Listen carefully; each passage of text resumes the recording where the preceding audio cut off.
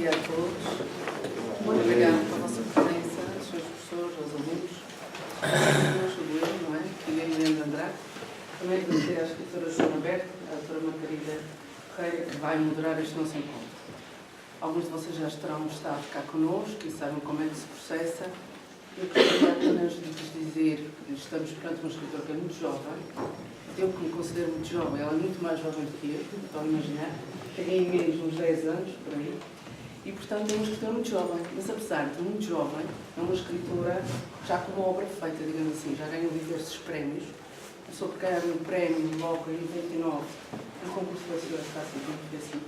E já tem 4 ou 5 obras, uma delas publicada em 2010. Foi considerada até por Unidade Real a obra do ano. E, portanto, significa que a juventude, a vossa também, muitas vezes não significa a impossibilidade de fazermos grandes coisas. E Joana Berto é um exemplo disto. Estava há pouco a comentar com ela que a primeira vez que eu vi falar da obra dela foi através do Afonso Cruz, que é um escritor que também já esteve cá, que se recordam. E, portanto, me disse que isto dos escritores hoje em dia, nós vemos num tempo que qualquer pessoa é escritor, no fundo, não é? Todos escrevem, até porque escrevemos nas redes sociais, todos editam e até publicam. Mas depois, na essência, quando nós começamos a prestar atenção ao que é dito e ao que é escrito, percebemos que não basta ser estrela de televisão, ou músico, ou cantor, para conseguir escrever e transmitir uma mensagem. E é isso, essa é a diferença da Joana Berto que está aqui hoje. É que ela é capaz de transmitir uma mensagem para além da simplicidade de escrita, porque no fundo assim todos seguimos escritores, todos conseguimos escrever. Mas isso é como leitor. Hoje em dia, como o analfabetismo está em níveis muito baixos, todos lemos. Mas será que todos verdadeiramente conseguimos ler? E será que alguns de nós conseguem ser leitores? Ou seja, ler, interpretar e ter um pensamento crítico sobre aquilo que se lê. Portanto, é isso que eu deixo à vossa consideração nesse encontro com a Joana Berto, que, como vos digo, é muito jovem, mas tem todos aqueles livros, ainda mais algumas participações, contos, também teatro, adaptado a partir das suas obras, até no Brasil, não é? E, portanto, como veem, jovem, mas com grande profundidade de pensamento e de escrita. Portanto, agradecer à Joana, à doutora Margarida e a vocês pela presença e esperar que desfrutem desta conversa e que participem nela. Está bem? Obrigada.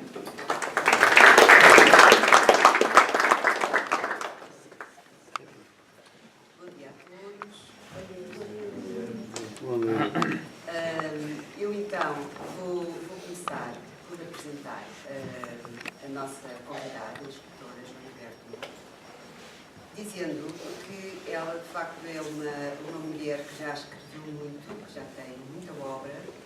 Temos aqui alguns livros que ela publicou e vou-vos dar só assim uma ideia das coisas que ela já publicou. Com 17 anos, ela teve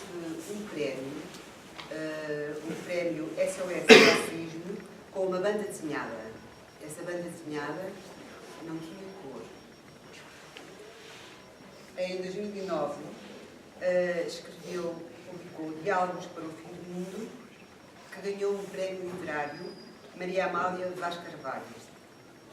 Depois, em 2012, escreveu um livro de contos que se chama A Via, que é um livro de contos que todos os contos começam com a frase havia qualquer coisa.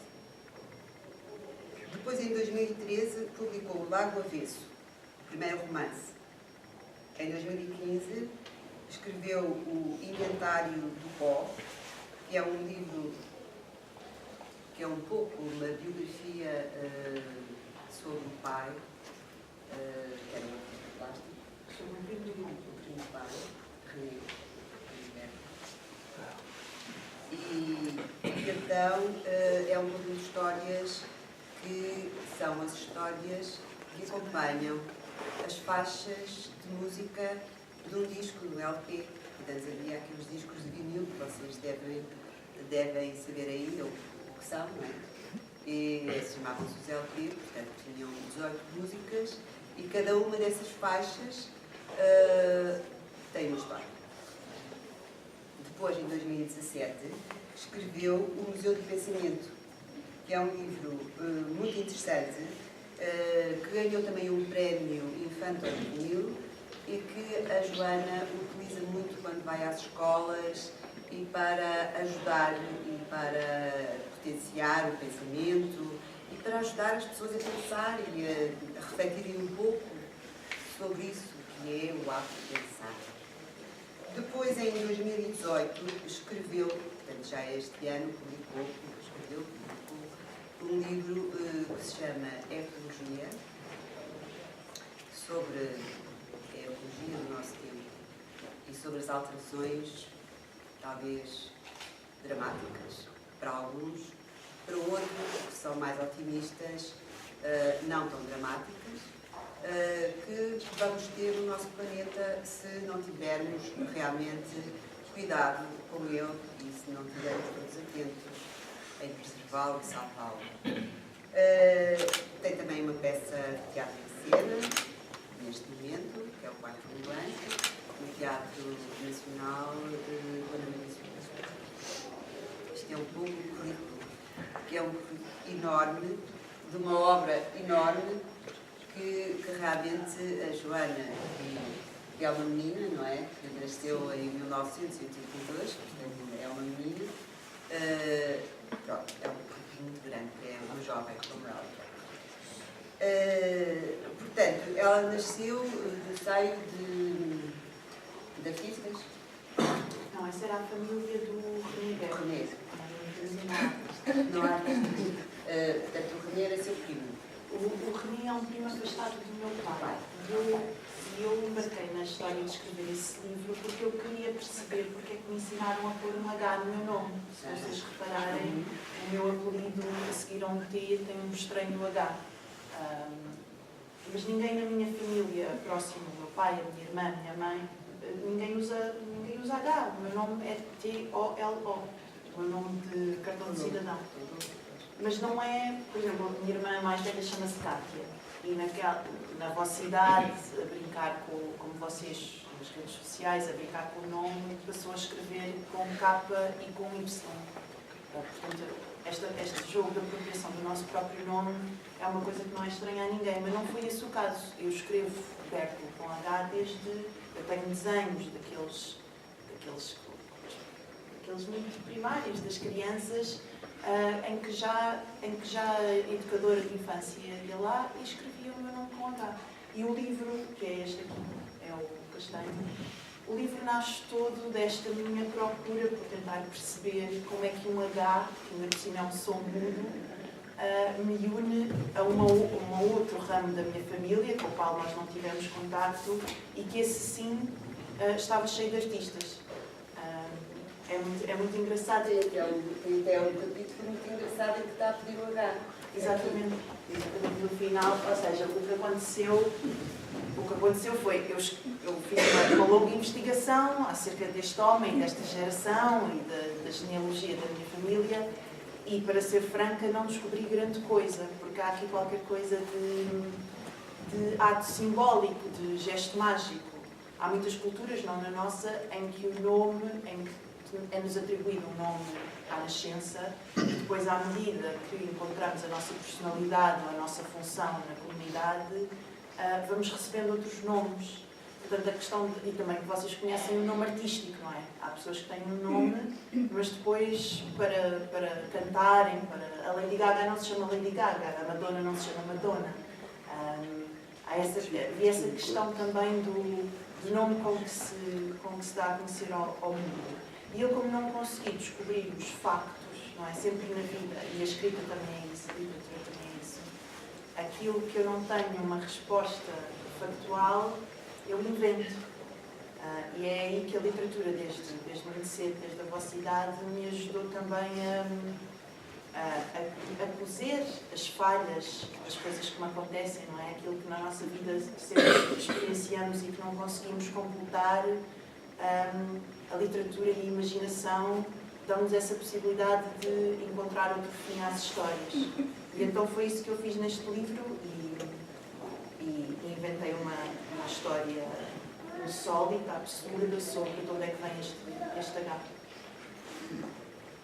Eu queria ler um bocadinho desse... Querem, se quiserem, eu posso ler um... Então o capítulo acaba, é o último capítulo do livro. E diz assim: ó pai, mas eu quero um H, diz a menina num pranto. Ó filho, o pai agora não pode, estamos em crise, tens de perceber. E para mais, não se ouve. Não se ouve. Para que queres tu uma letra que nem sequer se ouve? Ó pai, eu quero um H. Tens de ter paciência, Joana. Ainda o ano passado demos um K à tua irmã. Agora tens de ter paciência. Ó pai, a menina não para de se lamuriar, esfregando de quando em quando os olhos marejados. Fim da conversa, já te disse. Abre o jornal, o pai abre o jornal, e decide não lhe prestar atenção. Ela persevera no seu pranto com o ocasional soluço. O pai lê 3 vezes a mesma parangona e não se consegue focar nas calamidades internacionais. Ouve lá, por que é que tu queres um H, afinal? Há um menino lá na escola que tem um, dos grandes, e logo à frente do nome. Quem? Diz-me quem é que eu vou já lá falar com os pais. O Hugo. Oh, o Hugo. Mas o Hugo já é um homenzinho, não é um menino. Homem, que é homem, tem um H. Oh pai, eu também quero. Joana, não vês que as meninas não têm H? Oh pai, eu quero. Não, já chega. Filha minha não tem H. Vacilou de imediato, olhou para ela apreensivo. Será que ela seria capaz de reparar que Filamina não leva H? Deitaria tudo a perder. Confirma ainda tão pequenina e sente que é cedo para se preocupar. Reabre o jornal omnipotente. Mas ela já sorri, vitoriosa.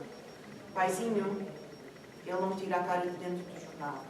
Diz: tens razão, o Hugo já é um homenzinho, mas eu em breve também vou ser uma mulherzinha.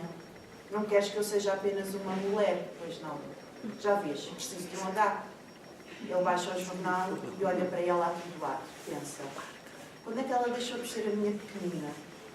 Na semana seguinte, a menina estreou o seu novo H na escola, felicíssima. Passeou um sorriso gigante pelo recreio a seguir à aula, em que pela primeira vez assinou uma composição com a sua letra muito redondinha e depois aparece o meu nome.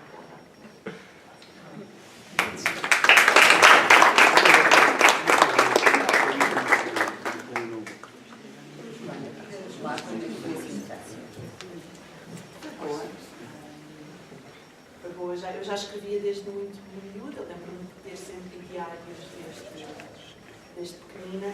Tive a sorte de ter uma irmã mais velha e isso às vezes gostava de ler. Isso às vezes tem um lado bom que é, há um salto que as leituras naturalmente dão, porque eu idolatrava a minha irmã mais velha e queria fazer tudo o que ela fazia. Então fez com que eu lesse prematuramente uma série de livros bons que não eram para a minha idade. E por isso é que eu até hoje valorizo muito a possibilidade de não se entender. Ou seja, eu sei que li N livros 7 anos mais cedo que os devia ler, porque estava a ler os livros que lia a minha irmã mais velha, e se me perguntarem, não tinha a capacidade, ainda não tinha as referências, não tinha a capacidade de entender exatamente o que é que estava a ler. Mas esse salto, essa distância entre aquilo que eu queria entender e aquilo que eu não conseguia entender, acho que foi muito importante para mim enquanto leitora, e eu vejo estas coisas, ou seja, eu acho que quem escreve tem que primeiramente ler. E acho que é muito relevante para aquilo que escrevemos, aquilo que já lemos. A primeira coisa que eu digo às pessoas que estão interessadas em escrever e me perguntam como começar, a primeira coisa que eu digo é sempre ler muito. E por isso acho que, em termos de infância e de adolescência, a influência da minha irmã mais velha foi muito importante, porque me abriu um campo de leituras bastante promissor. E depois fui uma miúda normalíssima, adorava fazer desporto, adorava passear, não houve assim nada de particular. Houve sempre este acompanhar da minha vida toda. Parecia que, sobretudo mais na vossa idade, comecei a sentir claramente que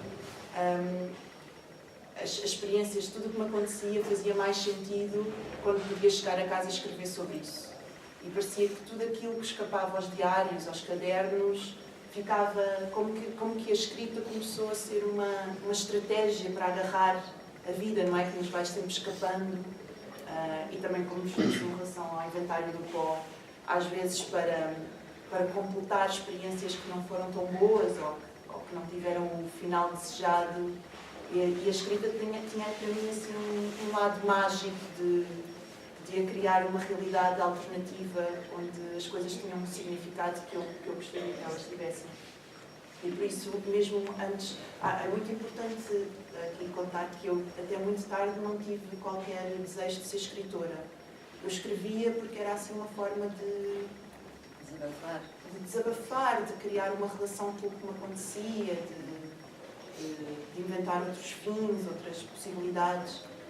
Mas o que eu sempre estudei, o que eu gostava mesmo era das artes visuais. Eu frequentei a Antónia Rui, que é uma escola em Lisboa dedicada ao ensino artístico, e imaginava-me pintora, fotógrafa, grava cinema. Mas para mim é estranho, porque escrever era tão natural, era como me dizerem que eu ia fazer vida de lavar os dentes, quer dizer, era um gesto tão cotidiano para mim. Chega-se ali ao fim da noite antes de dormir e uma pessoa lava os dentes. E me escrever no diário era assim tão parte da minha respiração que eu não pensava que uma pessoa pudesse fazer daquilo um estilo de vida, um ofício, uma profissão.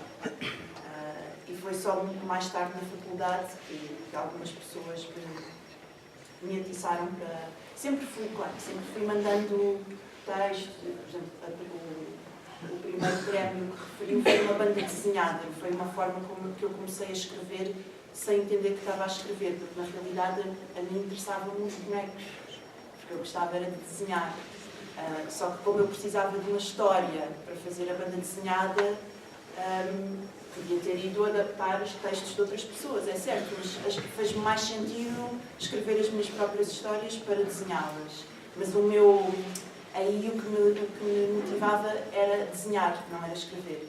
E depois essa banda desenhada ganhou um prémio e outras. Mas claro, já havia o hábito da escrita. Não sei se respondo aqui.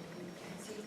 E então, depois da Antónia Rui, tu vais Belas Artes. Exatamente. Gostar... Primeiro entrei mesmo em pintura, mas depois não me dei muito bem com o método de ensino em pintura e passei para design gráfico. Gostava muito dos computadores, foi o meu primeiro telemóvel, as coisas estavam... apesar de me descreverem como jovem, eu na vossa idade ainda não tinha telemóvel, portanto, é outra geração. Eu sempre fui muito entusiasta do computador, da publicidade, da comunicação visual, e imaginei-me a fazer isso, e foi um bom curso. Eu tive 6 anos, porque entretanto viajei muito, o curso tem 4 anos, eu fiz em 6, e adorei estar nas Belas Artes, porque me deram ferramentas para pensar, mas logo ali a meio, no segundo ou no terceiro ano, eu percebi que não ia ser designer. Por um lado, porque não tinha talento, por outro lado, não me imaginava o dia todo sentada à frente de um computador. E aí começa um bocadinho um período crítico. Eu tenho 21, 22 anos e percebo que não vou fazer nada daquelas coisas que eu sempre imaginei de miúda que ia fazer. E aí é que eu começo a dar a hipótese de outras coisas, e acho que é, passado 3 ou 4 anos, eu sento-me para escrever o meu primeiro romance, mas ainda muito longe da ideia de que pudesse viver daquilo. Eu só queria perceber o que era esta coisa de querer escrever acerca de tudo. E propus-me, arrecadei um dinheiro no estágio, vivia num quartinho muito barato em Berlim, e passei aquele inverno a escrever um romance. E depois mandei-o para concursos e fui viajar, fui para a Argentina e nunca mais pensei nisso. Só um ano mais tarde é que, quando ele ganhou um prémio importante para inéditos, e tive contato com uma editora que eu sempre admirei, que é a Editorial Caminho, é que eu tive que parar para pensar, se calhar há aqui qualquer coisa. Mas como veem, demorou mesmo muito tempo. A maioria dos escritores tem uma história de já nascerem a quererem ser escritores e tudo. Eu demorei mesmo muito tempo a consciencializar-me disso, e acho que ainda me estou a consciencializar. Mas ao mesmo tempo, o importante também para vocês, que estão provavelmente a tentar perceber o que é que vão ser, o que é que querem ser, o que é que vos faz sentido, eu acho que o que foi melhor da minha atitude foi que eu nunca deixei de experimentar. Nunca tive a necessidade de ter um rótulo, uma certeza, e fui sempre à procura de experiências, de coisas que me fizessem sentido. Fui sempre refletindo muito sobre os estágios, os cursinhos, fui fazendo muitos cursinhos à volta, paralelo à faculdade, fui sempre viajando muito, à procura então do que é que podia ser a minha contribuição para o mundo, no fundo, não é? Não é só uma questão de sustento, até porque acho que quem envereda pelas artes não está primariamente preocupado em ter um salário estável, porque essa não é a realidade de um artista, pode ser, mas normalmente não é. Eu acho que estava mais preocupada em perceber como é que eu ia contribuir para esta coisa enorme que é o mundo, e menos como é que o mundo ia sustentar, o que se calhar foi problemático. Mas se calhar as suas viagens as viagens grandes que fiz, e como estive há alguns anos a viver em algumas cidades, isso também contribuiu para ficar maior, para pensar de outra maneira, para ter outras realidades, para tomar consciência daquilo que efetivamente deveria ser, e sentar-se e começar a escrever. Claramente foi depois de ter viajado. Claro, não, viajar foi assim a melhor escola informal que eu pude ter. Eu tive muita sorte de fazer as belas artes, porque acho que é mesmo é mesmo um sítio muito rico de professores e colegas que tive, de muito movimento, muitas atividades pós-aulas que uma pessoa pode fazer, e eu ia a tudo, sempre fui muito curiosa, mas de um lado de uma educação não formal, ou seja, o que a própria vida nos traz, viajar e conhecer outras culturas, simplesmente perceber que a paleta de possibilidades é muito maior do que aquilo que achamos quando estamos sempre na nossa rotina e achamos que podemos ser A ou B, talvez com um bocadinho de sorte até nos acontece C, e quando viajamos e percebemos que há tantas formas de estar no mundo, de estar na vida, de repente aquele ABC torna-se o abecedário inteiro. E isso, por um lado, é assustador, a amplitude é muito grande e nós não sabemos onde é que nos colocamos, mas, por outro lado, para mim sempre foi muito entusiasmante. Pensar que não tinha que me tornar em nada daquilo que eram as minhas expectativas anteriores a viajar. Que a vida normal não existe. Nós é que decidimos, não é? Quero fazer alguma pergunta à Joana sobre isto que ela está aqui a contar e a relatar do seu crescer, do seu envelhecimento.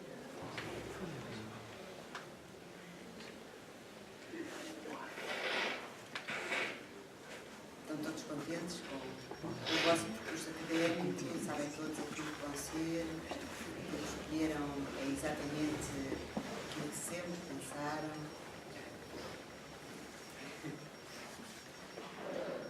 Então vamos continuar a perguntar coisas à Joana. Depois de ter passado esse tempo todo no estrangeiro, depois de ter vivido regressou. O que é que levou a regressar?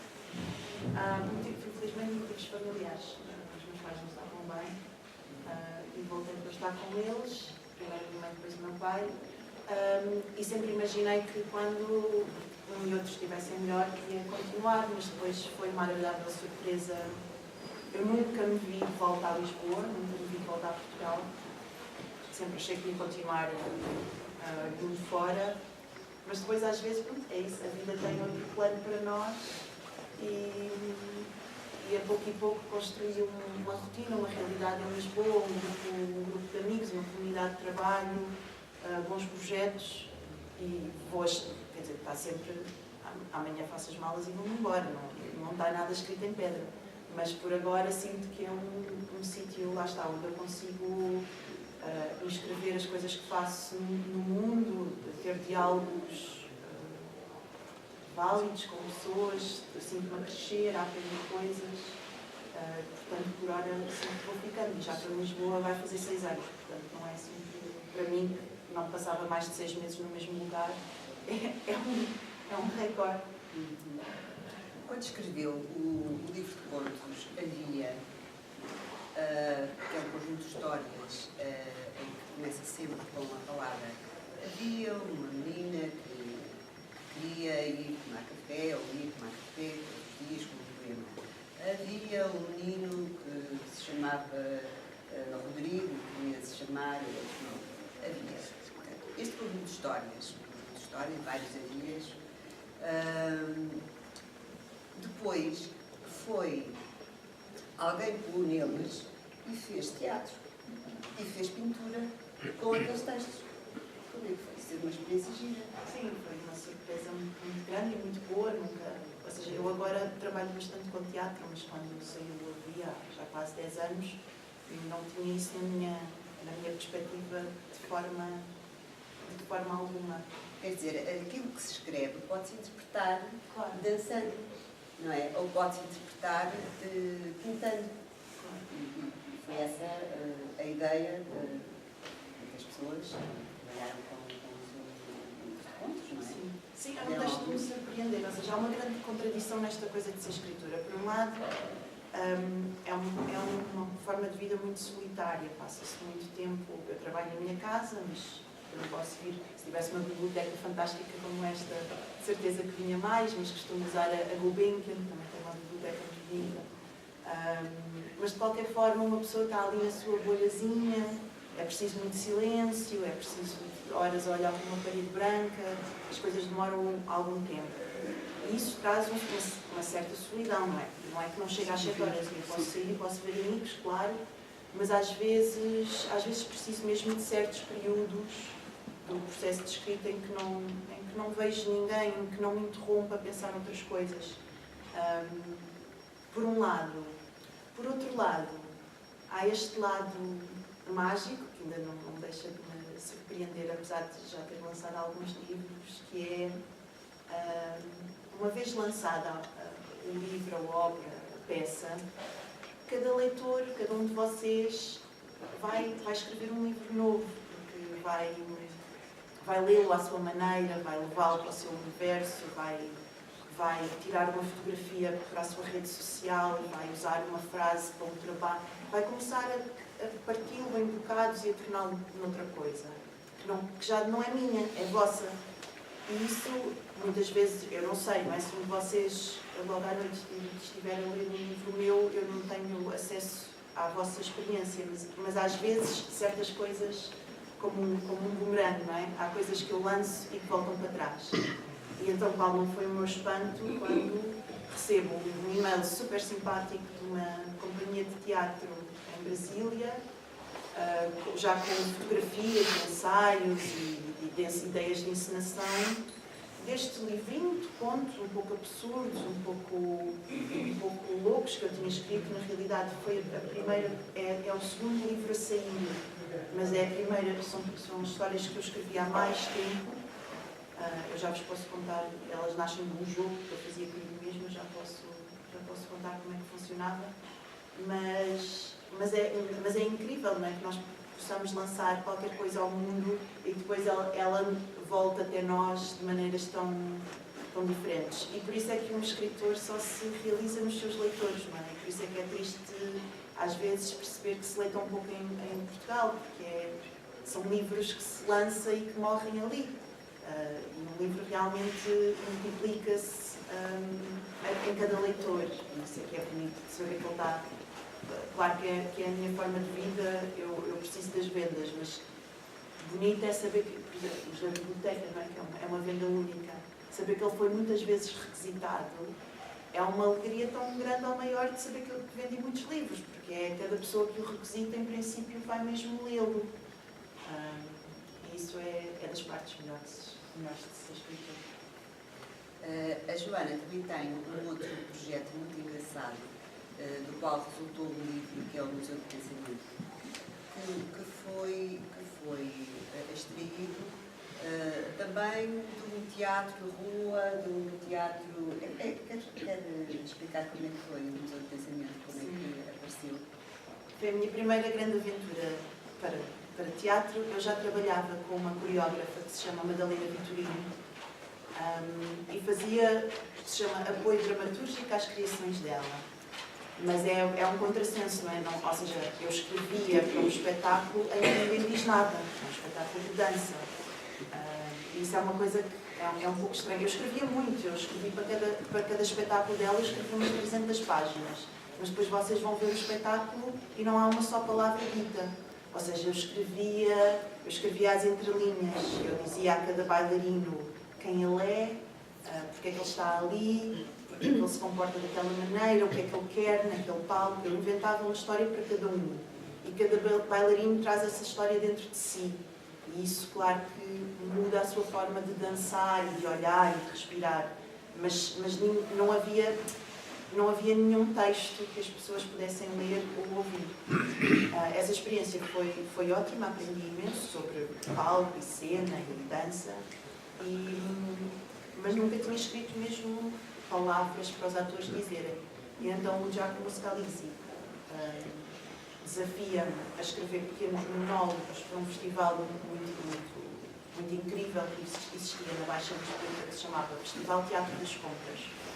E o Festival Teatro das Compras não acontecia em palcos, acontecia nas próprias lojas centenárias da Baixa Lisboa, que são normalmente muito pequeninas, ou seja, cabem 4 ou 5 pessoas, e a ideia é estar lá. É um monólogo, está lá um ator, uma atriz, às vezes é música, um cantor, a fazer a oferecer às pessoas que entram e saem, ou seja, a loja não para de funcionar, e a ideia é oferecer às pessoas que passam no seu dia-a-dia um pequeno momento de teatro, e depois há um circuito. As pessoas têm um mapa e podem ver uma peça aqui na Florista, depois vão ali à loja de discos, veem outra peça e podem assim conhecer a Baixa Lisboeta e ver teatro ao mesmo tempo. É uma experiência mesmo incrível, tanto como escritora como espectadora. E em 2014, na segunda edição da qual trabalhei, juntamente com o Afonso Cruz, que foi um tal escritor que já tiveram a oportunidade de ter cá, e o João Tordo também participou, todos nós escrevemos histórias, pequenos monólogos para serem feitos nestas lojas, e a mim calhou-me a Chapelaria Azevedo Rua, que é, se já tiveram a oportunidade de ir à Baixa, há aquela grande praça que é o Rossio, com um grande teatro que é o Teatro Nacional, e a Chapelaria Azevedo Rua é uma loja linda de chapéus, que está lá há um tantinho, desde 1886, sempre a produzir e a vender chapéus. E eu entrei, é uma loja maravilhosa, assim, toda coberta de chapéus de alta a baixo, com vitrines. E aproveitei a coincidência da morada do pensamento ser convencionalmente a cabeça, e a morada dos chapéus, normalmente usamos na cabeça, e aproveitámos essa coincidência junto com o ator Miguel Fragata, que era quem dava corpo a esta história, para propor às pessoas que entravam na Chapelaria Azevedo Rua, naquele verão, que aqueles chapéus não são meros chapéus, mas são sim gravadores de pensamento. Então, a dinâmica da peça era as pessoas colocarem o chapéu, fazerem silêncio, e era também um convite a uma interioridade que está próxima da meditação. Ou seja, ali no meio do bulício de Lisboa, de carros, é mesmo o centro de Lisboa, é bastante confuso. De repente tínhamos ali 10 pessoas, esta loja é um bocadinho maior, 10 pessoas em silêncio com os seus chapéus a meditar. Era um momento muito bonito. E depois a peça, propriamente, vivia muito da mestria do ator, do Miguel Fragata, que colocava o chapéu e fazia, ou seja, fingia que estava a ouvir coisas, fazia-se de chocado, ria, ficava muito triste. E isso não era uma coisa fácil de transpor para papel, não é? Vive muito do corpo, da expressão facial. Muita gente gostou muito dessa peça e disse: devias fazer um livro disto, é tão engraçado. Mas eu fui ver a peça com essa perspectiva e achava muito difícil, porque eu vivia tudo mesmo diferente do Miguel. Mas fui tentando. E o que aconteceu foi que o livro, que depois veio a acontecer, se despegou da peça. Eu faço uma homenagem ao Miguel Fragata, sendo que o livro é uma visita guiada a um museu do pensamento feito por Miguel, mas o livro tornou-se uma outra coisa. Mantive a ideia de meditação, o que é isto de pensarmos, o que é isto de olharmos para dentro, o que é a obsessão, a criatividade, o gênio. Uma pergunta muito importante que é o que é que fazemos com os pensamentos maus. Então é uma espécie de manual de pensamento, de visita guiada que vai assim de espaço em espaço e vai falando de todas estas coisas, sempre usando aquela paródia de podermos mesmo pôr um chapéu e ouvirmos o que estamos a pensar. É deste livro que eu tenho uma sessão que vou muito às escolas apresentá-lo com colegas vossos, mas mais novos. E para a sessão peço sempre que as pessoas tragam um chapéu e pomos mesmo e fazemos mesmo. E a primeira vez, fazemos 2 ou 3 vezes ao longo da sessão, e a primeira vez toda a gente fica muito estupidez, estar aqui a pôr um chapéu. Mas depois, quando as pessoas percebem o que é que estão à procura, este contacto consigo próprio, isto de só virem, não é? Sobretudo numa sociedade muito acelerada e paramos pouco para fazer silêncio, normalmente os miúdos ficam tocados. Eu sei, às vezes, de professoras que pedem, que integraram aquilo e começam a aula com... Pois não é preciso o chapéu, não é? Meditar é só uma atitude, é só uma atitude de fazer silêncio e ir ver o que é que está a passar dentro de nós. E normalmente tudo corre muito melhor. A turma fica mais serena, as pessoas ficam mais presentes. Portanto, é uma sessão que eu adoro fazer. É isto, o Museu do Pensamento. É que fala exatamente do ato de pensar. E diz assim, já tentaram não pensar em nada? E pensar em nada também tentaram? É muito diferente. Um dos pensamentos mais difíceis é pensar em nada. Ora, tentem. Muito interessante, está aqui na biblioteca, se vocês depois quiserem, ou eu, ou mais virado, que fala do ato de pensar. Como é que se pensa e como é que não se pensa. O pensamento e o não pensamento coexistem. E é muito difícil não pensar, mas ao não pensarmos, estamos a pensar. É assim uma cadeia muito complicada esta de pensamento.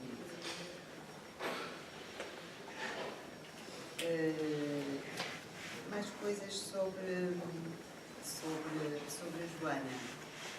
Alguém quer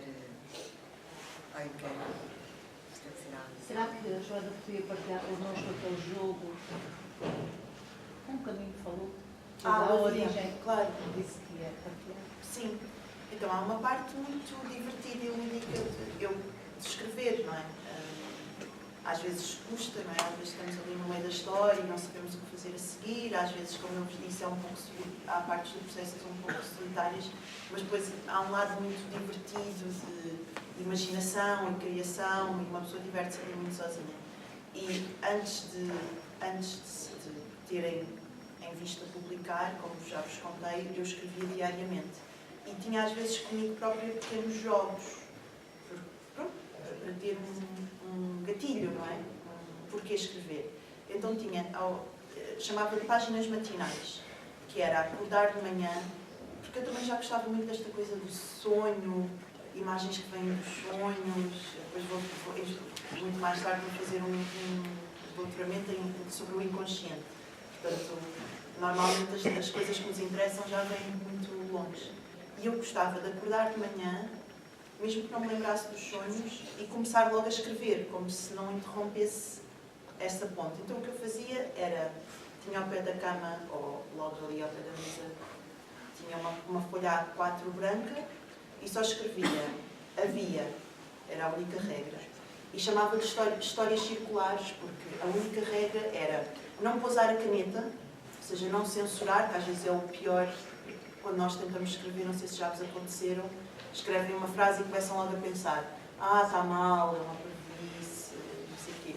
Era não deixar que essa voz sequer se pronunciasse era não pousar, escrever, às vezes saíam erros gramaticais, sem pontuação, era o que saísse, mas não pousar a mão e escrever a história que saísse, sendo que a única regra era que no final da folha eu tinha que voltar ao início. Ou seja, se eu começasse por... havia uma biblioteca muito bonita em Angra do Heroísmo, a última frase tinha que ser: havia uma biblioteca muito bonita em Angra do Heroísmo, mas contaminada com a viagem que... E eu fiz centenas destas histórias, quer dizer, divertia-me assim, nunca pensei que isto fosse dar em qualquer coisa. Só mais tarde guardei-as numa gaveta, a maioria delas são elegíveis, porque se experimentarem fazer este exercício e realmente desligarem a censura interior, vão ver que escrevem muita parvoíce, mas não faz mal, faz parte do jogo. Portanto, deste molho grande de histórias, só poucas eram legíveis, mas uns anos mais tarde, quando o primeiro romance ganhou aquele prémio, a minha editora na Caminho me perguntou: então, mas não tem mais nada na gaveta? Eu disse que não, só tinha escrito aquele romance. E ela perguntou-me: tem a certeza? Vá lá para casa ver o que é que tem na gaveta e depois diga-me qualquer coisa. E eu encontrei estas histórias e pensei: mas isto não é nada, isto é um jogo, isto não são... Mas depois fiz uma seleção, claro, e dei-lhe a ler, e ela, pronto, gostou muito, disse obviamente que tínhamos que editar, tinha que haver trabalho, aquilo eram coisas muito cruas, muito em bruto, mas que eu podia agora reescrever por cima daquelas loucuras. E depois convidámos um grande amigo meu, que é o Daniel Moutinho, para ilustrar, e fizemos então um segundo livro, que foi escrito antes, que é o Avia.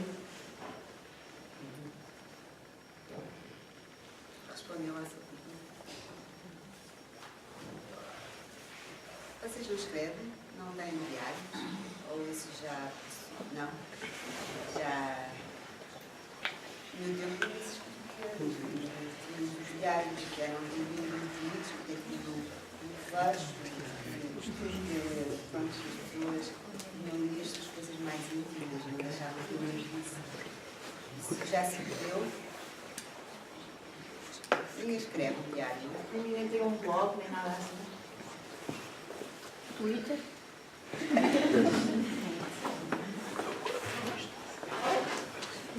E Joana também escreveu um livro, o último livro, como João Pedro, que também fala das novas formas de comunicação. Se calhar essas sim têm mais a ver com esta geração. A geração da internet, do Facebook, do Twitter, do Instagram. O que é que acha que esta geração que comunica virtualmente, o que é que acha? Isso vai conduzir aqui? Bem, acho que não sabemos. Acho que há consequências nefastas que podem ser medidas e que vão ser estudadas. A questão da literacia, das pessoas não conseguirem ler um texto melhor que os tais rasgos no Twitter, ou a questão mesmo da empatia, não é? Há agora muitos estudos que, no sentido de estudar a diferença entre mandarmos mensagens para alguém, a diferença cerebral entre trocarmos comunicação com alguém por mensagem ou com a pessoa à nossa frente, com tudo aquilo que provoca no nosso corpo, vermos a pessoa, o seu olhar, os seus silêncios, tudo aquilo na comunicação que não é verbal, e como isso afeta a empatia no cérebro, ou seja, essa coisa de nos ligarmos aos outros. Acho que isto tudo é um discurso muito científico para qualquer coisa que vocês intuitivamente sabem, que é: há certas coisas que são mais fáceis de dizer por mensagem. Se tivermos a pessoa à nossa frente, custa, e que se for na segurança da nossa casa, do nosso quarto, carregar no enviar, é toda uma outra experiência, não é? É todo um outro desafio. Pronto, eu acho que isto claro que está a ter consequências negativas no nosso cuidado uns com os outros, na nossa forma de nos ligarmos, Mas eu também quero pensar, e no Ecologia acho que faço bastante esse trabalho, eu também quero pensar que vai ter consequências positivas, coisas que mais dificilmente imaginamos. Ou seja, ao longo da história do mundo, sempre que se introduz uma nova tecnologia, a primeira reação é o medo, não é? Quando há relatos de quando os comboios começaram a andar a 40 km/h, as pessoas achavam que iam ficar surdas. Quer dizer, é normal ter esta reação, esta resistência perante o novo. Mas, por outro lado, quer dizer, que bom que tivemos os comboios a andar a 40 km/h e mais, porque chegamos muito mais rápido ao outro lado da ilha, ao outro lado do país, onde queiramos. Portanto, há sempre este jogo de perde e ganho, não é? E é mais ou menos assim que eu olho, a minha sobrinha tem a vossa idade e eu vejo muita relação dela com o telemóvel, com os amigos pelo telemóvel, com os live chats e aquelas coisas que eu própria não acompanho, mas que ela adora. E tenho sempre este conflito emocional. Por um lado, ela parece-me bem e está a se fazer como vocês me parecem bem e estão a fazer a vossa vida, mas vocês vão se inscrever num mundo muito mais acelerado e complexo do que aquele que eu cresci. E isso assusta-me. Agora, também acho o que eu proponho no Ecologia, porque no Ecologia, só para contextualizar um bocadinho, é um livro passado num futuro próximo. É uma distopia, como se costuma dizer. Só que eu não queria dizer datas, eu não queria dizer 2023, nem 2034, porque quem fosse ler em 2023 espero ter um leitor e queria que para ele continuasse a ser futuro. Então, o mecanismo que eu arranjei foi, não falo de datas, há uma personagem que é criança no início, que se chama Candela, e ao longo do livro ela vai crescendo. E a meio do livro ela já é adolescente. E foi aí que, ou seja, se ela é adolescente, imaginemos, 2023, estamos a falar que quando ela é adolescente é 2030 e tal. E eu tive que pensar, então o que é ser adolescente em 2030 e tal? Não é? Se agora já há uma diferença tão grande entre a minha adolescência e a vossa, imaginem entre vocês e os adolescentes de 2030 e tal. Vocês também vão olhar para eles como olho para vocês. Ou se calhar mais, ou se calhar menos, quer dizer, não sabemos. Mas lá está.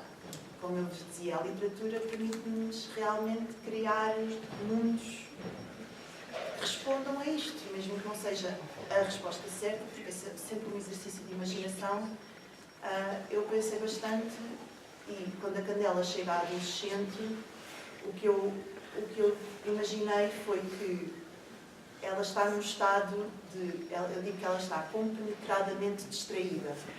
Ou seja, ao contrário de mim, que estou aqui a responder a uma mensagem, já não ouço nada do que me estão a dizer, só consigo fazer uma coisa ao mesmo tempo. O que eu vejo na minha sobrinha é que ela está a responder-me e está a escrever mensagens ao mesmo tempo, que é uma faculdade que eu já não tenho. Eu só consigo fazer uma coisa de cada vez. E ela consegue estar no telemóvel com os amigos e mais ou menos à conversa com a tia. E isso para mim já é uma espécie de cérebro diferente que vocês têm e que eu não tenho. E isso levado ao seu extremo, a Candela, quando chega à adolescente, está a fazer 3 ou 4 coisas ao mesmo tempo. E, por um lado, não está plenamente presente em cada uma delas, mas está em todas. Se me preocupo, acho que me preocupo, sobretudo ler-se cada vez menos. Não consigo imaginar uma sociedade com pessoas que não leem. É mesmo, por muito que seja adepto da imaginação, parece-me um cenário muito, muito negro. Mas tenho a certeza que destas limitações e potências das novas tecnologias vão sair muitas coisas boas que agora não conseguimos imaginar. E vocês são a geração que vão viver isso tudo. Portanto, há um lado entusiasmante e uma certa adrenalina. Não sei o que é que vocês sentem em relação a isso, já que vos está na pele.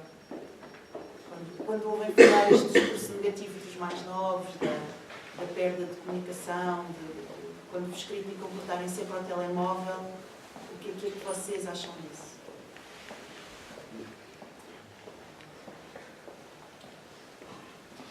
E a escola? A escola tem uma maneira de ensinar diferente agora, como a Joana disse, o cérebro das crianças é um bocadinho diferente do nosso, mais antigo, porque fazem imensas coisas simultaneamente. Como é que a escola faz, o que é que a escola faz para estas crianças terem atenção a determinado tipo de matéria e só àquela e não estarem distraídas com as outras coisas à sua volta? Quer que eu responda? Por exemplo, Sim, a nossa escola agora está muito entusiasmada também com aplicações que permitem que os meninos utilizem o telemóvel na sala de aula. Não sei até que ponto nós estamos a adotar isso, estamos entusiasmados quando noutros países já se proíbe a utilização do telemóvel. Não sei. A nossa escola ainda tem um ensino ainda muito tradicional. Proíbem-nos os telemóveis no regulamento interno, não é? Só podem ser usados quando devidamente autorizados, mas ainda não. O que eu tenho ouvido dizer, já li, é que já os neurologistas que estudam a influência e o impacto das novas tecnologias dizem que não há nada como para memorizarmos, escrevermos. Mas é escrever mesmo. O telemóvel vai ajudar a perder essa capacidade. Estamos concentrados de memorizarmos aquilo e de recuperarmos dessas memórias quando precisamos de as utilizar. Quer dizer, é um mundo em aberto, não sei. Eu também fico nesse lugar de sim. Nada a ver com Não podemos ser indiferentes. As coisas estão a acontecer, mas depois o que fazer com.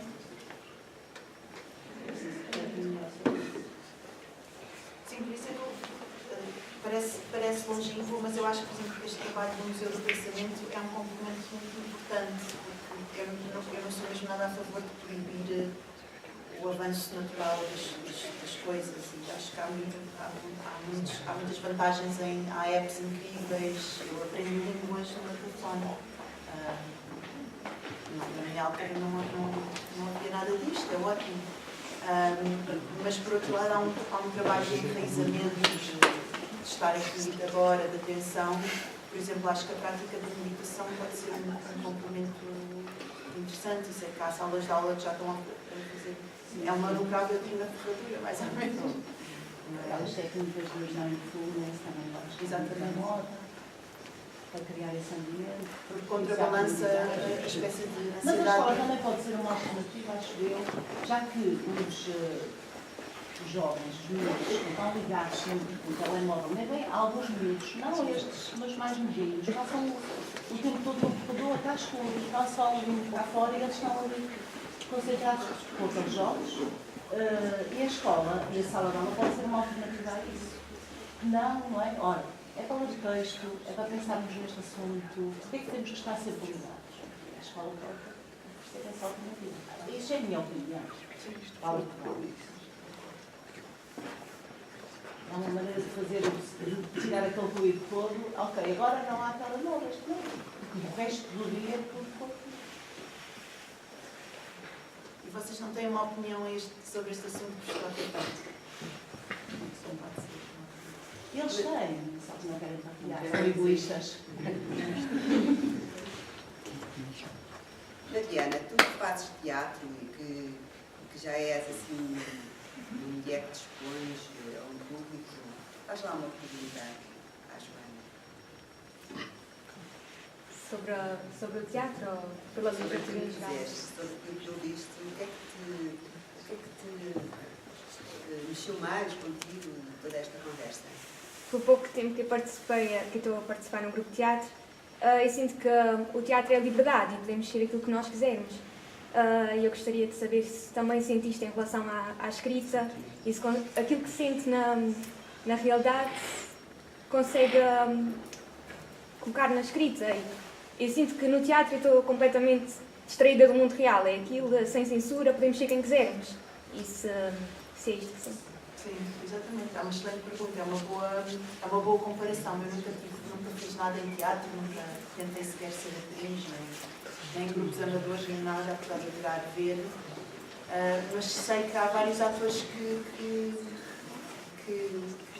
justamente têm essa possibilidade de ser outras pessoas, de saírem de si mesmos, de viverem experiências que na sua vida pessoal nunca viveriam. E eu sinto mesmo tanto da escrita como da leitura. Acho que ler um livro é, de repente, ser transportado para uma realidade outra, no tempo, no espaço, na possibilidade física das coisas, que eu penso que sem esta experiência a minha vida ficava um bocadinho mais pobre.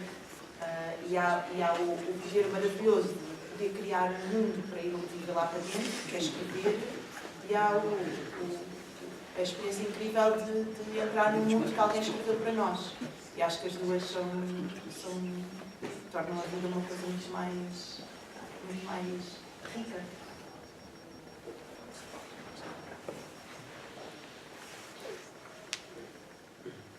Então, agora a Mariana já fez o papel mais difícil, que é daqui o caminho. Agora é só seguir. A Mariana pertence ao mundo do teatro, e também mundo do teatro. Entrou há pouco tempo, mas já fez um sketch sobre a dimensão do mundo, todo bem exaltado. E temos muito tempo.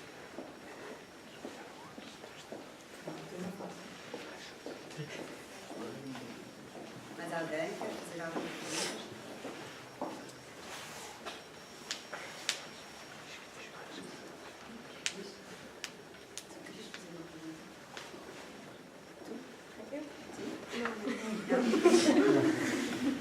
Você pode escolher um papel e eu leio. É tão engraçado poder falar assim cara a cara, que eu acho que ela, o papel agora não tinha... Envia uma mensagem. Vocês enviam uma mensagem. Qual é o seu número? Eu posso mandar eu dou.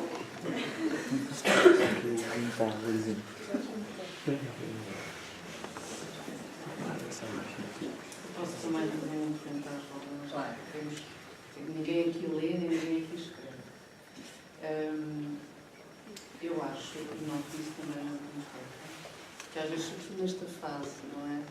Sobretudo do décimo, para não apontar muitos períodos, há uma certa vergonha, às vezes, em ser leitor, não é? Há amigos que leem, conheço vários, desta idade, portanto, estão aqui. E se aqueles leem que são leitores, alguns até são grandes leitores, leem bastante. Eu acho que leio bastante e eles leem mais do que eu. Mas depois, perante os pares, e eu percebo que isso é difícil, também já tive a vossa idade, ainda me lembro. Sou tão jovem que não lembro. E percebo que é difícil estar um pouco o que a Mariana fez, não é? Expor-se perante os outros. Mesmo que tenham curiosidade, e que muitos deles têm curiosidade de saber mais coisas sobre o João. Mas é difícil expor-nos, porque esta é uma comunidade muito complicada, vocês sabem. Um dia vão ter mais a noção disso, porque é agora. É uma idade complicada, do confronto dos outros, do parecer bem, do querer estar na onda geral. E ler é uma coisa que está a cair, caiu, por diversas razões, um pouco demodé, não é? Já não se usa. São assim as pessoas mais entregáveis, não é? Há um pouco essa ideia. E mesmo os miúdos que gostam de ler, quando colocados em situações com os colegas, se os outros não leem, eles também não se entendem. E isso é que é um dos desafios também para as bibliotecas hoje, não é? Que é não permitir, porque a leitura, obviamente, tem efeitos em nós, como a Joana há pouco explicava. Nós transformamos, na maioria das vezes, para melhor, quando lemos. E, portanto, isso e essa vergonha que me preocupa, não é? Essa vergonha em aceitar que eu sou diferente nesta idade, queremos todos ser iguais, não é? E, portanto, em aceitar a minha diferença, em ser diferente dos outros, não quer dizer que seja para a leitura, para o desporto, enfim, por ser simplesmente diferente, por ter uma personalidade mais ousada, mais corajosa, por inúmeras razões.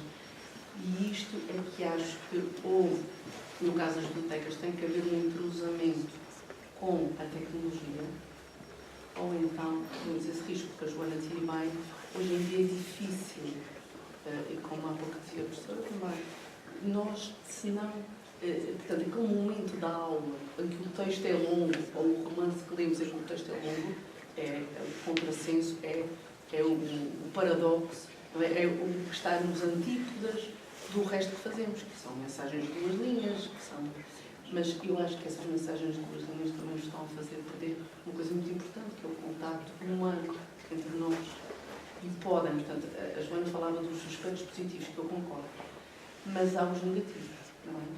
Que é um certo individualismo, um excesso de a facilidade como mandamos uma mensagem e não conseguimos fazer uma pergunta. Portanto, a pergunta que nos permite o contato com o outro, que é uma aproximação, com uma mensagem de acompanhamento. E o que eu temo é que as redes sociais, querendo aproximar-nos, vão acabar por nos separar.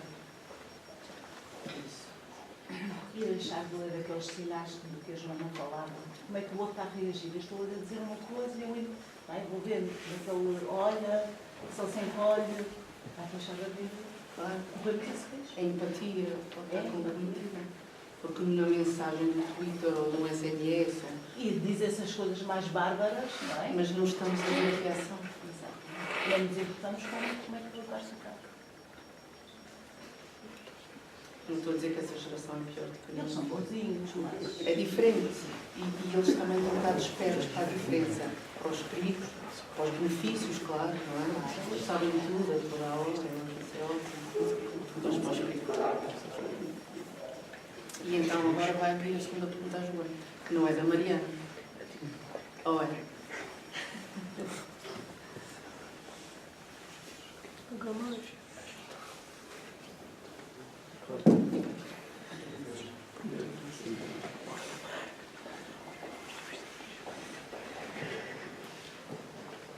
Se calhar é o Bernardo. Vai fazer uma pergunta. A Joana está preparada a ver. Agora estou a escrever uma peça de teatro. Mas que em princípio também dará origem a isso. Estou a começar porque o Ecologia, que é o último que eu lancei, demorou muito tempo, tive 6 anos a escrevê-lo. E então, a seguir, lancei-o em junho, preparei um bocado e agora estou a começar do zero. Então, e eu sou bastante lenta com autores que publicam todos os anos. Porque eu passo muito tempo a ler, a investigar, e não sou assim propriamente muito rápida. Mas não sou nada rápida. Mas portanto, não haverá novidades tão em breve. Mas o que é bom do teatro e do escrever teatro ao mesmo é que dá para concretizar, dá para testar na sala de ensaio. O processo do livro é sempre muito mais lento, demora tudo muito mais tempo. E no teatro é muito imediato. Uma pessoa escreve uma coisa de manhã e à tarde já pode estar com os atores a testar, a ver, a acontecer. Isso é... Os dois processos complementam-se muito bem nesse sentido. Não é só o trabalho de bastidores da escrita, sempre há qualquer coisa a tornar-se público, não é? Publicar é tornar-se público. E às vezes uma sala de ensaio já é público suficiente para mim. E essa experiência que tive agora com o quarto minuante tem a ver com isso, não é? Com essa escrita. Eu vi no sinopse da peça em que são atores que não têm muito a ver uns com os outros, não é? Que são novos, outros não se sentem bem, mas não fazem nada que se sintam juntos. É isso também, um bocado que se passa à nossa volta, na nossa sociedade. É isso que tenta transmitir com aquela peça e com aqueles atores. Sim, exato. O Quarto Minuante, que é uma peça que agora em cena no Teatro Nacional, são histórias de 7 pessoas, muito diferentes entre si, e que vivem num mundo, ou seja, o próprio cenário se encolhe. O cenário começa normal, não é? O palco é isto, uma casa normal, eles todos a fazerem a sua vida, e depois, à medida que a peça avança, os móveis vão comendo. No final da peça é tudo uma única.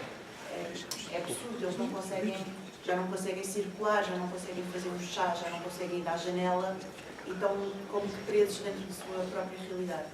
E é sobre, cada um tem a sua pequena, tem a sua vidinha, muito normal, mas tem o seu pequeno desafio que não consegue ultrapassar. Mas, ou seja, por responsabilidade, a peça no fundo era uma reflexão sobre o nosso medo do desconhecido. Porque é que quando estamos mal não mudamos. Porque é que queremos uma certa estabilidade, ficar com o conhecido que até não nos concretiza, não nos faz bem, queremos uma realidade melhor, mas não arriscamos, não pagamos o preço, não saímos. A peça está sempre a perguntar, não sais porquê? Porque eles não saem, ou seja, à medida que o palco vai encolhendo, eles não saem para fora, eles não circulam. Eles estão sempre ali presos naquela realidade, a tentarem fazer aquilo que fazem sempre, o seu dia-a-dia, mas já não conseguem. Então, a peça é sobre isso, é bastante pesada, é bastante sufocante. Estamos ali a ver 7 pessoas um pouco às cabeçadas, mas no fundo é sobre nós, é uma alegoria ou é uma hipérbole, é um exagero de qualquer coisa que acontece. Acho que todos nós, em algum momento na nossa vida, já tivemos um problema que podíamos pôr cobro àquilo e deixámos arrastar. A resistência à mudança é uma aptidão humana, é uma coisa que temos todos, o medo ao desconhecido também. Mas quando isso se torna social, e nisso está a pensar no nosso sistema capitalista, não é? No atual sistema económico e político, que nos convencem sempre que não há uma alternativa melhor. Qualquer outra alternativa, o fim do capitalismo não é possível. Qualquer outra alternativa iria ser uma desgraça. Ora, eu penso que se o capitalismo for um sistema criado pelo homem, também pode ser um sistema destruído pelo homem e geramos outro. Ou seja, é o tal poder da imaginação. Por isso é que na peça também se fala muito sobre isso. E a imaginação, se criarmos este mundo assim, destruímos e começamos outro. Ou começamos outro lentamente pelas margens e alternamos. Quer dizer, a transição há várias formas de transitar de um estado para o outro. Mas não, acho que coletivamente estamos convencidos que é assim que a vida é e que é assim que a vida tem de ser e é desta forma que temos de funcionar. E isso não é verdade, isso é uma ideia. Então a peça propõe-se pôr essa ideia em xeque. Essa teatro foi escrita em simultâneo com a ecologia. Houve um ano, ou seja, ela foi escrita no contexto de um laboratório de escrita para teatro há 4 anos. Logo a seguir ao Festival de Teatro das Compras, como eu vos disse, eu gostei tanto daquela experiência que pensei, gostava de escrever mais teatro. E nessa altura, por coincidência, por sorte, abriu este laboratório, uma pessoa tinha que se candidatar, e eu enviei a minha ideia e fui escolhida e passei um ano incrível no Teatro Nacional com 8 outras pessoas e com a coordenação do Cristina Coelho, que é um excelente professor de teatro, um erudito, que nos foi guiando e dando textos para ler. Cada um ia escrevendo a sua peça, ou seja, escrevemos 8 peças diferentes, mas íamos lendo uns para os outros, íamos colaborando. Foi muito rico, eu nunca tinha escrito assim nada em conjunto dessa forma e adorei, foi um ano incrível. Mas também coincidiu, ou seja, eu estava há 3 anos a escrever o Ecologia, depois nesse 4º ano escrevi os 2 ao mesmo tempo, depois continuei com a Ecologia. E quer dizer, quem leia um e outro, apesar de serem objetos muito diferentes, nota que há ali preocupações que são comuns, que têm a ver com o mundo como temos e como tomamos como garantido.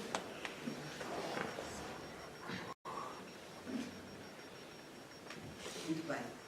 Portanto, como ficou aqui bem claro, viver é uma experiência maravilhosa. Só é preciso ter os sentidos abertos, ver, ouvir, falar, sentir, para conseguir concretizar tudo aquilo que nos propomos, para conseguirmos que os nossos sonhos sejam a realidade e podermos sonhar de diversas maneiras, coisas que nos parecem absurdas podem ser verdadeiras, coisas que achamos que nunca vamos conseguir, podemos vir a conseguir. A persistência de sonhar, a persistência do ato de querer concretizar, estarmos abertos a procurar ler para ver universo de outras pessoas, como é que as outras pessoas pensam. Tudo isso é muito criativo e vai fazer com que sejamos adultos mais conscientes daquilo que estamos a fazer no mundo e mais felizes, provavelmente. E era isto, esta nossa sessão.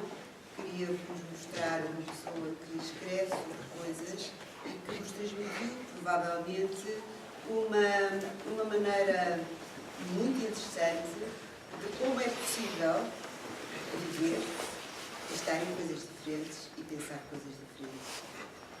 Minha parte. Obrigada, Joana. Obrigada a vocês.